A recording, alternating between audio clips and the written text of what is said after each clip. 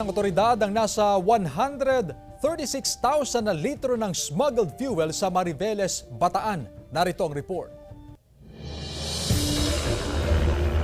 Nasabat ng mga tauhan ng National Bureau of Investigation, Anti-Organized and Transnational Crime Division at Bureau of Customs ang nasa 136,000 na litro ng smuggled fuel sa barangay Alasasin, Mariveles, Bataan. Na-recover ang mga smuggled fuel sa isang pribadong establishmento na sinalakay na operatiba sa bisa ng isang mission order na inilabas ng BOC. Nadatnan sa lugar ang isang sirang barko at nasa 16 na truck kung saan 5 rito ay kargado ng hinihinalang smuggled fuel. Dalawa po yung nakatakas, dali-dalian sila na maski sinisigawan na namin. Sila po isa na nasanay na sa operation na ito at maingat sila. Bumagsak sa spectrometer test ang mga sample na kinuha mula sa barko at mga truck pagkatapos makuhanan ng chemical markers na nagpapatunay na lehitimo ang mga langis. Hinuli rin ang nasa 25 individual na nadatnan sa lugar at naharap sa iba't ibang kaso. Marami pong nagsabi at tumatanggi na hindi nila alam na illegal.